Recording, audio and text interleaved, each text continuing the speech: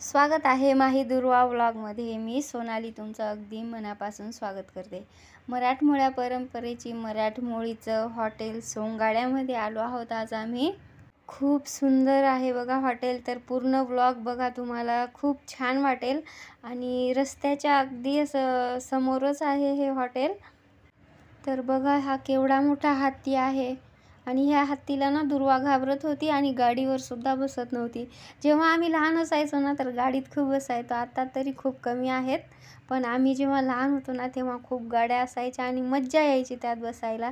तर बघा हत्ती रिअलमध्ये तर मी नाही बघितला, पण असाच खूप बघितलेत. आणि हॉटेल तर एवढं छान आहे ना, असं जुन्या पद्धतीचं. जे आपण लहान असायचो ना तेव्हा ती मातीचे घरं वगैरे असायचे. आणि ते पछाडलेला पिक्चरचंच हे पूर्ण असं थीम आहे बघा.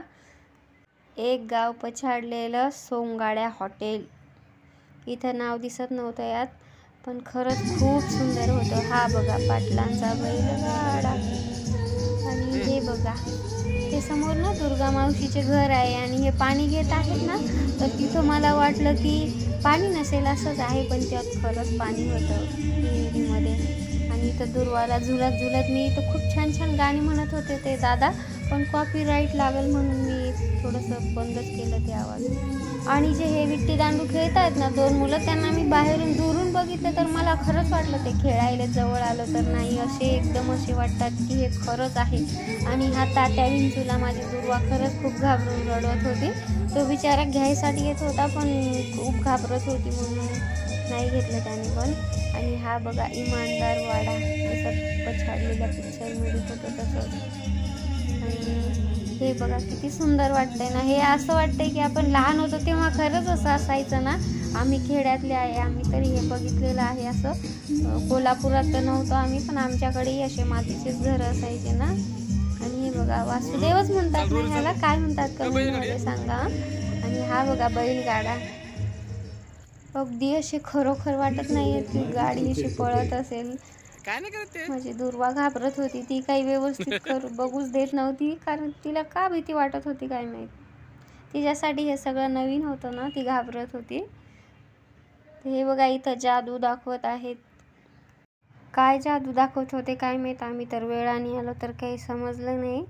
तर आम्हाला पण जेवायचं होतं. इथं 400 लोकांचं बुकिंग होतं नंतर. आणि 9च्या नंतर असेल कोणाचं बड्डे वगैरे, तर त्यासाठी बुक केलेलं 400 लोकांचं. मग आम्ही इकडे बघत बघत आज जेवायपर्यंत गेलो. इमानदार वाड्यासमोर हे छोटंसं तुळशी वृंदावन. मावशी काय करते काय माहीत. काका बसले आहेत.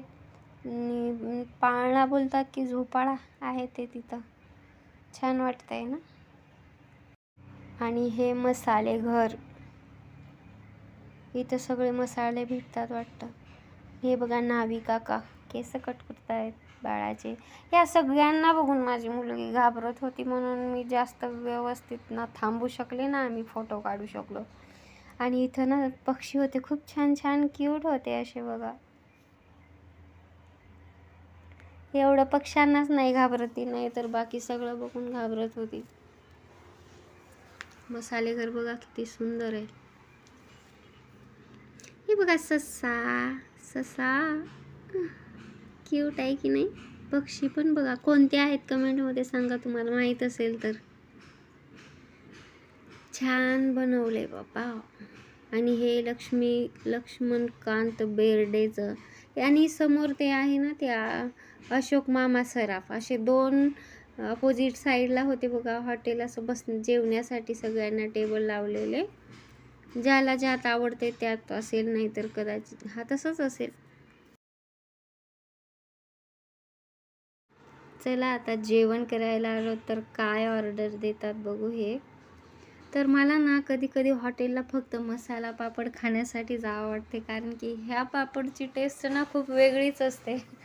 आणि आम्ही मसाला पापड 2 मागवले दोघांसाठी, पण मी एकटीनेच खाल्ले. ह्यांना हात वगैरे धुवून येऊस तर. मला खूप जास्त आवडतात मसाला पापड. हात धुवून येऊपर्यंत म्हणे दे तुला काय ऑर्डर द्यायची, पण मी खरं सांगू मला सुचतच नाही मी काय ऑर्डर देऊ. मग मी बघितलं आणि माझ्यासाठी मागवलं, यांनी यांच्यासाठी इथं पापड खाल्लं मी पूर्ण.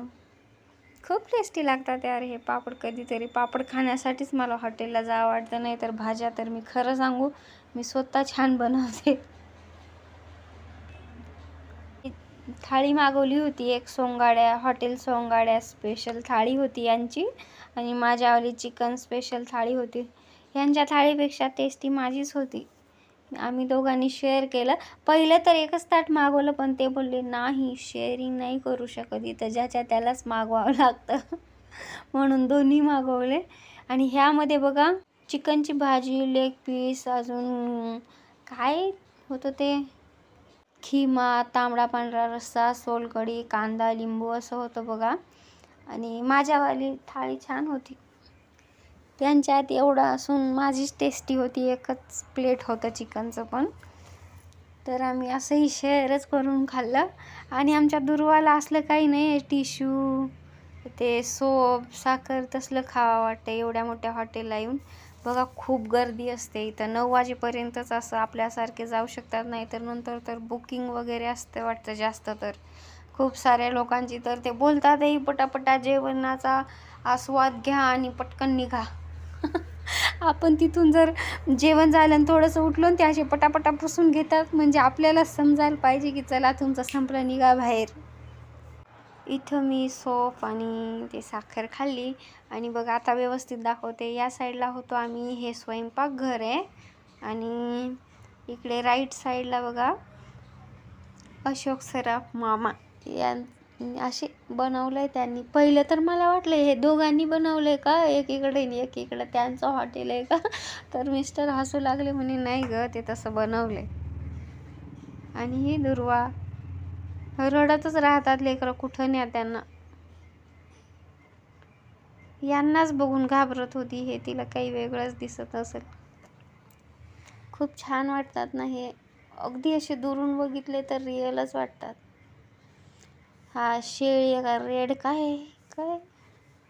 चला जाऊ द्या, जेवण वगैरे सगळं खरंच खूप छान होतं.